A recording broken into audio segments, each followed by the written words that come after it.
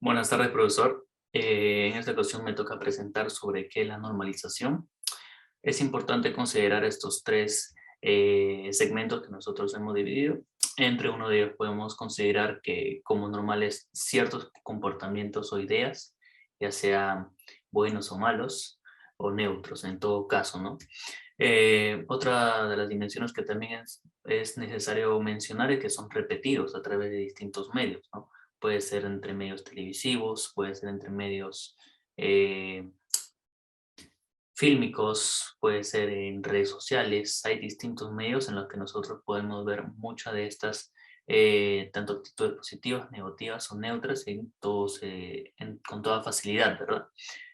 Consecuencias tanto las que hemos mencionado que son positivas, neutrales o negativas, son necesariamente vistas a través de las personas como normales, ¿no? Y normalización es reconocer estas actitudes reiterativas comunes.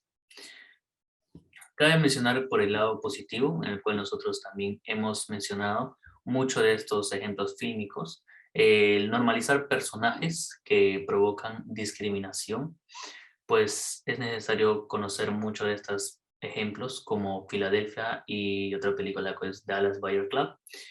SIDA y homosexualidad son temas muy repetidos en estos temas, en estas películas, en estos films, ¿no? Conversación reflexiva es importante también mencionar, ya que toma a conciencia mucho de estos temas, salen a tomar una reflexión interna, ¿no? De cada persona al cabo de ver este tipo de películas, ¿no? La disminución del estigma también es importante mencionar, como en esta película de Get Out y Moonlight, donde la relevancia de la cultura afrodescendiente en papeles principales toma mucha importancia, ¿no? Que lo vamos a explicar mucho adelante en la siguiente diapositiva.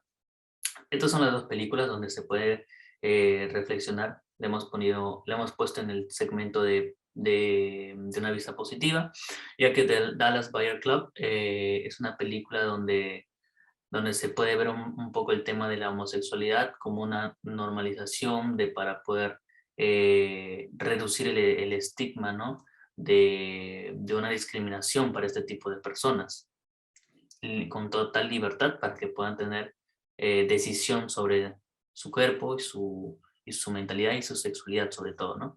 Por el otro lado también tenemos Get Out sobre tener mucha más relevancia los personajes afroamericanos que por lo general en la película eran reconocidos como un personaje secundario, ¿no? Ahora toma a recalcar un papel muy importante.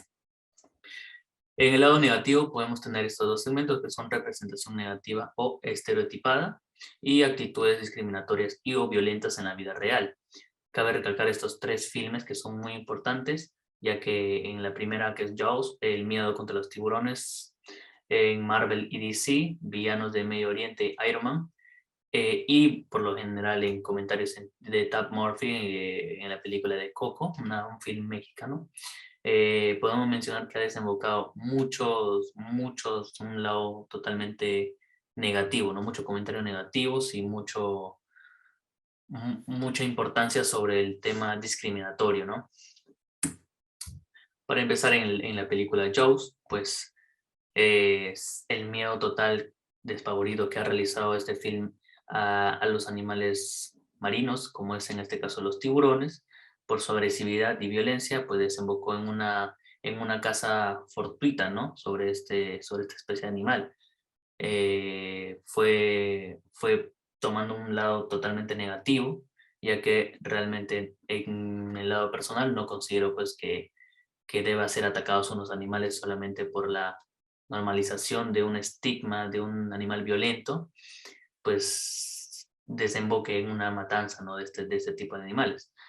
Igualmente en Marvel en DC, pues cabe recalcar que muchos de los villanos han sido mencionados como de descendencia iraquí, musulmanes, pues todos tienen una representación aliada con el terrorismo, ¿no?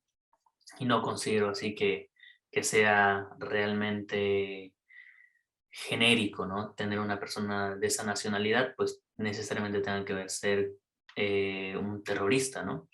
Pues todos estos lados han tomado un efecto negativo. Y en el comentario de Tab Murphy, cabe mencionar que Un claro ejemplo de las películas que toman una característica totalmente evidente, pues lo transmiten de una forma normal, ¿no? Claro ejemplo que en la película Coco, cuando pasan sobre un cordón fronterizo, pues muchos de estas personas encargadas para poder tomar nota de las personas que ingresan, pues lo toman como un recurso necesario y evitan el tema de la injusticia con el que son vistos realmente en la vida, realmente en la vida cotidiana, ¿no? Por eso es que estas personas no logran cruzar alguna frontera y esta película lo toma como un lado totalmente normal y no se verá en la vida real, ¿no? Emiten una imagen totalmente eh, poco razonable, ¿no? Entonces es importante recalcar que la normalización en este tipo de películas puede influir mucho en el tema de las personas en cómo pueden ver los animales, las actitudes, procesos y nacionalidades, ¿no? Entre otras características. Muchas gracias, profesor.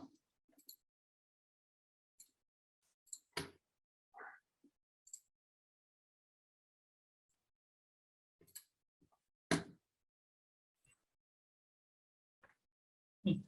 Ahora pasemos al lado negativo de este discurso. Como primera consecuencia negativa, podemos mencionar que existen ciertas narrativas sexistas que principalmente van en contra de las mujeres.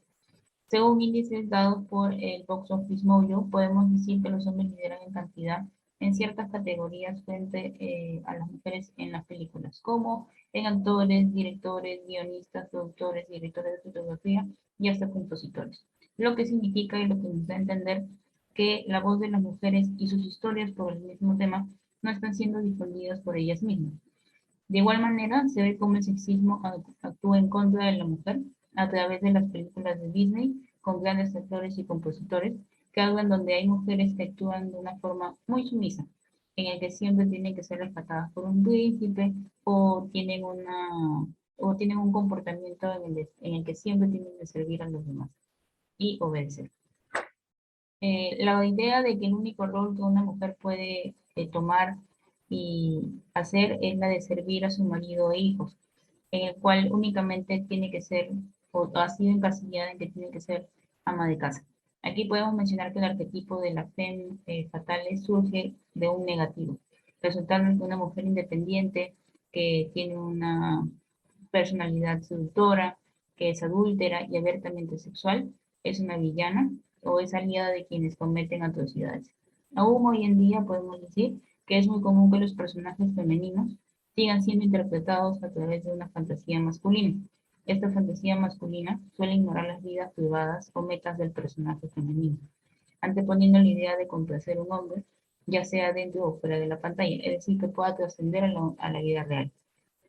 Podemos mencionar a Manic Pixie Dream Girl, un personaje femenino que tiene como características ser muy extrovertido, muy impulsivo y con intereses fuera de lo común, que únicamente su propósito es existir para ayudar al protagonista masculino a cumplir sus metas de vida y encontrar valor en la misma, sin interés alguno en las metas y objetivos de ella. Esto a diferencia del género masculino, que hemos sido testigos de que los hombres siempre en las películas, cuando son los protagonistas, siempre tienen iniciativas en todo. Y la mujer siempre está vista como un personaje secundario, donde tiene que dar una opinión para que puedan ser consideradas en estos filmes. Aquí podemos mencionar a la película Sweet November, que en esta película el personaje femenino llega a la vida del personaje masculino de una manera totalmente inesperada y la cambia por completo. Impulsa al protagonista masculino a salir de su zona de confort, a vivir cosas nuevas. Sin embargo, la historia de esta mujer no trasciende a lo largo de toda la película. Esta fantasía masculina, antes ya mencionada, suele ignorar las vidas privadas o metas del personaje femenino, poniendo por encima el tener que complacer a un hombre, ya sea dentro o fuera de la pantalla. Por ejemplo, aquí tenemos a Pepping Tom, un personaje masculino que a lo largo de toda la trama, lo que hace es espiar a una mujer sin tener el consentimiento de la misma, o utilizando artefactos o reflejos, etc. Por último, en este punto podemos mencionar la existencia del test de Bechdel. Pero nosotros sabemos qué es este test. Podemos decir que el test de Bechdel es un método para evaluar cómo la mujer es tratada por el hombre de forma machista y considerada como sumisa y sin voz ni voto. Por lo general, no suelen responder a sus esposos. Y por otro lado, también podemos mencionar que el pensamiento crítico de los hombres hasta hoy en día es que siempre ven a las mujeres como sumisas, que siempre tienen que hacer caso, que no pueden refutar o no pueden discutir. Bueno, como hemos podido ver, hay bastantes casos de sexismo que son normalizados por medio de la media que consumimos, principalmente las películas. Sin embargo, estos no son los únicos casos, ya que también existe la normalización de lo que son considerados los estereotipos raciales. Soy Cecilia Herrera y voy a hablarles acerca del tema. En primer lugar, ¿quién crea estos estereotipos? Pues de hecho no son creados por una persona en específico, no es como que alguien venga y decida quién va a tener qué estereotipo racial. Ocurren debido a que en un choque de culturas se toman aspectos específicos de dicha cultura o de un individuo. Estos son interpretados de forma ignorante o errónea y últimamente se convierten en una generalización aplicada a todos los individuos de dicha raza o etnia. En los mejores casos esto es usado como tokenización y en los peores casos son utilizados para demonizar o deshumanizar a dicha etnia. Por ejemplo, aquí podemos ver un ejemplo claro de las típicas tribus africanas caníbales que solemos ver en las películas que suelen ser usados como comedia o como terror. Y también el clásico uso de las personas arábicas o musulmanas como terroristas. Y esto de hecho fue bastante popularizado debido al código Hays. En nuestra media mayormente proviene de la cultura norteamericana, por lo que el código Hays es importante de estudiar, ya que reguló la mayoría de películas que provenían de Estados Unidos principalmente durante los años de 1930 a 1968 y estaba siendo enforzado por la Production Code Association o la PCA. El código Hays decía qué se podía presentar en pantalla como correcto o moral y qué no. Y entre estas cosas también significaba que había roles limitados a personas de color debido a los estereotipos y al racismo presente en la época. No solamente ellos, sino que también se prohibía la miscegenation o el mestizaje, es decir, presentar una pareja interracial. Y como ejemplo de esto tenemos la película Imitation of Life de 1984, en la cual fue vetada múltiples veces hasta tener una versión final, debido a que si bien la película no tenía ninguna relación romántica entre un personaje de color y un personaje blanco, sí se decía que debido a que uno de los personajes que vemos presente en la pantalla era una mujer negra que podía pasar como blanca, esto insinuaba el mestizaje debido a que uno de sus ancestros tenía que haber sido blanco. Sí. Y esto es acompañado también de que debido a que los personajes de color no podían tener roles protagónicos o roles como interés romántico principales, o roles donde la amistad fuera clara entre una persona de color y una persona blanca, acababan siendo reducidos a arquetipos específicos de personajes secundarios o de villanos. Y esos arquetipos todavía influencian las películas en el día de hoy. Por ejemplo, tenemos el caso del mejor amigo de color, que es un caso de tokenismo donde se incluye un personaje de color únicamente para tenerlo en la pantalla y que esto no se considera una película únicamente de personajes blancos. Es principalmente prevalente en películas orientadas a una audiencia adolescente y como podemos ver, inclusive en los años recientes hemos visto casos muy claros de esto. Entre los arquetipos comunes em, que fueron influenciados por el código Hays, tenemos el personaje de Mami. ¿Quién es el personaje de Mami? Es una mujer negra, quien es basada en las personas negras que solían criar a los niños blancos en las haciendas donde trabajaban. Proviene de épocas de esclavitud y además de eso, se suele interpretar como una mujer gorda, asexuada, mayor de edad, quien únicamente se dedica a la familia a la que cuida, en especial a los niños que tiene a su cargo. Aquí podemos ver uno de los principales ejemplos, que es un personaje del mismo nombre, Mami, de la película Lo que el viento se llevó. interpretada por Hattie McDaniel. Lo curioso es que Hattie McDaniel también llegó a interpretar a otro personaje del mismo tipo, debido a que eran los únicos roles que le ofrecían por haber sido quien interpretó a Mammy. Aquí también podemos ver ejemplos más recientes, como es en la película Forrest Gump o inclusive en la película de Help, donde si bien los personajes son criadas afroamericanas que trabajan para mujeres blancas, se enfocan más en, en cómo estas criadas ayudan a los personajes blancos en lugar de en sus propias metas y deseos. También tenemos el personaje del negro mágico, que es un personaje de color, quien existe únicamente para ayudar al protagonista, para ofrecer sabiduría, pero después no tiene nada respecto a su propia vida, intereses o incluso desarrollo de personaje. Morgan Freeman es un claro caso de esto, ya que en la mayoría de sus películas ha interpretado este tipo de personaje. También tenemos al personaje del tío Remus en Canción del Sur, Rafiki del Rey León, ya que es el único personaje que es explícitamente africano, y el personaje de Nick Fury de Los Vengadores, ya que él no tiene un desarrollo por sí mismo, sino que se basa más que nada en reclutar a los Vengadores a pesar de pretender ser un universo cinematográfico. También tenemos los personajes del hombre negro enojado o iracundo y la mujer negra sassy irracional, y es que como fue enforzada la idea de que los personajes negros tenían que ser villanos, acabaron teniendo este tipo de interpretación. Tenemos al personaje de la esposa iracunda en la película Donde están las rubias. En Norby tenemos al personaje de Rasputia, que se volvió un estereotipo y un insulto hacia las mujeres negras en sí. E inclusive en Zootopia, el personaje que tiene la voz de Idris Elba puede ser considerado como un hombre negro iracundo. Sin embargo, no solamente están los estereotipos basados en arquetipos de personaje, también está el uso de los rasgos técnicos para poder insultar o burlarse de ciertos grupos de personas. Y esto ocurre debido a que los estándares europeos indican que hay cierto tipo de rasgos que son símbolo de belleza y ciertos rasgos que no. Así que los rasgos étnicos son exagerados o se toman como burla o inclusive pueden ser relacionados con los villanos.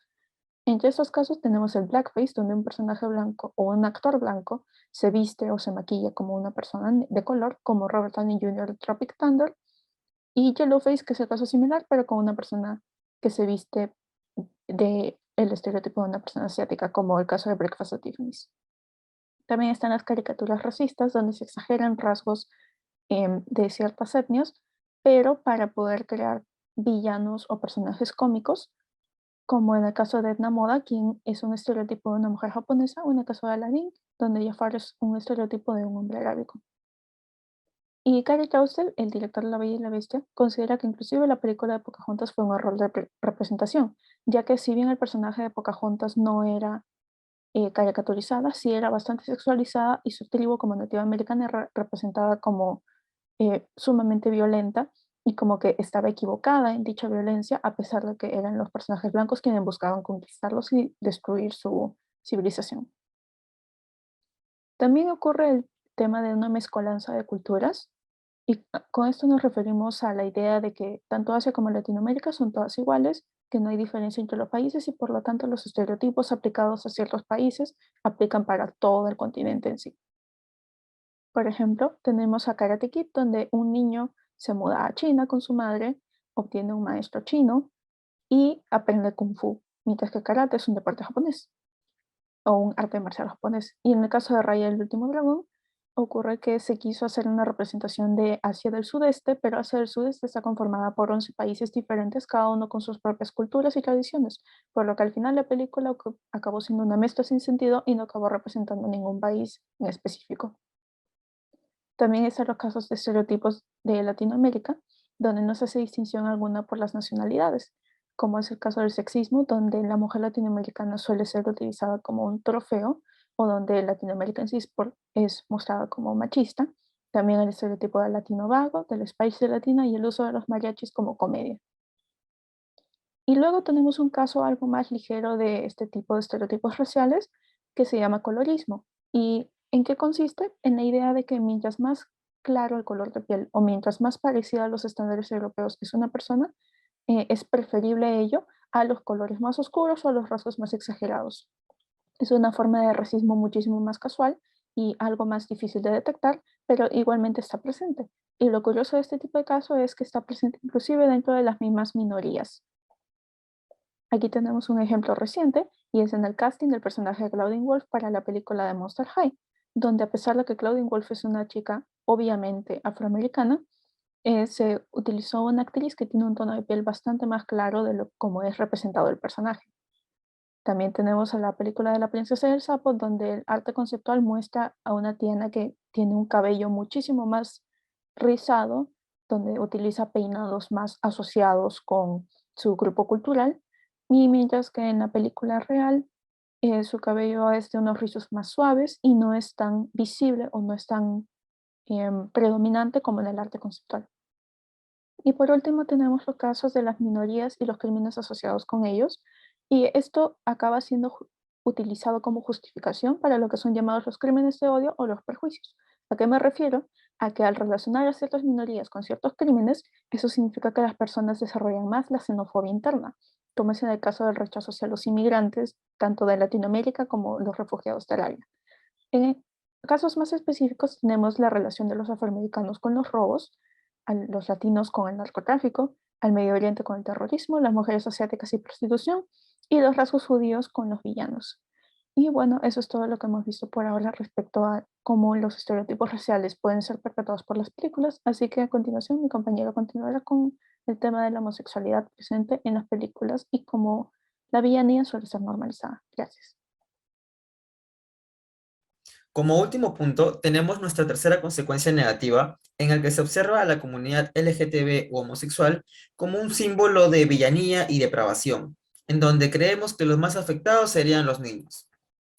Puedo tomar como ejemplo un caso de polémica que está ocurriendo actualmente, en donde Cineplanet advierte en sus cines antes de entrar a sus salas que la famosa película Buzz Lightyear posee ideologías de género y que nos mantiene avisados como si fuera algo negativo. Y es ahí donde yo les pregunto a ustedes, ¿esta cadena de cines también advierte con tanta énfasis las escenas violentas o las películas que poseen un lenguaje explícito? ¿Verdad que no? Ya que denominan la homosexualidad dentro de otra categoría de depravación. Así como podemos tomar el ejemplo, la última película de Animales Fantásticos, donde se observa al villano como un comportamiento salido de la normativa o mal homosexual, entre comillas. Dentro de otro similar ejemplo tenemos el Código Hays, vigente desde 1934 hasta 1968, que para los que no saben bien qué es, fue un código de producción cinematográfica que poseía ciertas reglas en donde autorizaban qué podía salir en pantalla y qué no. Y como ya lo podemos deducir, estas reglas condenaban los actos de desviación sexual, haciendo que los únicos personajes que podrían tomar ese papel serían los malvados. Y de tal manera, o inconscientemente, por así decirlo, fomentó a varias personas, por no decir ciudades enteras, a que mantengan un gran rechazo y depravación para estos personajes que se sentían atraídos por su mismo sexo, llegando al punto hasta de influenciarlos con delitos mayores como pedofilia y abuso sexual, solo por el hecho de creer que toda persona con ese pensamiento sería malvada y será capaz de cometer ciertos delitos atroces. Sin embargo, si nos basamos en las estadísticas, el 89% de los casos de violación o pedofilia son personas cercanas a su entorno, un 40% de sus propias familias son los culpables y un mayor porcentaje del 90% pertenecen a personas heterosexuales. Muy bien, podemos ver también a los villanos del famoso mundo de Disney. Como ustedes ven al antagonista del Rey León y Aladín, el antes y el actual, cómo ambos perdieron el manerismo que tanto los caracterizaba, ya que se les calificaba a estos como estereotipos propios de gente homosexual. Otro punto muy importante que me gustaría tocar es cómo por la aparición de la pandemia del SIDA afectó gravemente a la comunidad LGTB, creyendo solo que por poseer un mayor índice de contagiados ya vendrían a ser odiados a mayor escala por el resto. O por otro lado, los políticos, tanto de derecha, tanto como izquierda, creían que era un castigo de Dios, ya que la tasa de mortalidad era mayor en ellos. Tanto así que lo tomaron como una degeneración totalmente moral, tanto que Pat Buchanan, un líder comunicador de la Casa Blanca de 1983, dijo, y lo cito, pobres homosexuales, le han declarado la guerra a la naturaleza y ahora esta está tomando una venganza terrible. Ya por un lado era malo que vincularan por las películas a los homosexuales como depravados, pero este odio se asentó más con la propagación de esta enfermedad, posicionándolos como los mayores culpables en la sociedad. Ya para finalizar, quisiera contarles una experiencia en donde el mismo Gary Trousdale nos comentó a mi equipo y a mí que había bastante presencia de la comunidad gay en el desarrollo de las películas. Hasta hubo búsquedas de incluir personajes a la comunidad. Sin embargo, los estereotipos y la pérdida de múltiples mentes equivocadas dentro de la industria del cine, a causa del cine, limitó estas posibilidades y cerró muchas puertas a grandes profesionales. Y tanto llegamos a este punto que hasta ellos mismos se identifican con estos villanos, ya que el rechazo, como cualquier persona, es algo que duele y lastima. Y esta comunidad se ocultaría en ocasiones para que no los juzguen de ser los monstruos que tanto discriminan y a veces ni siquiera quieren voltear a ver.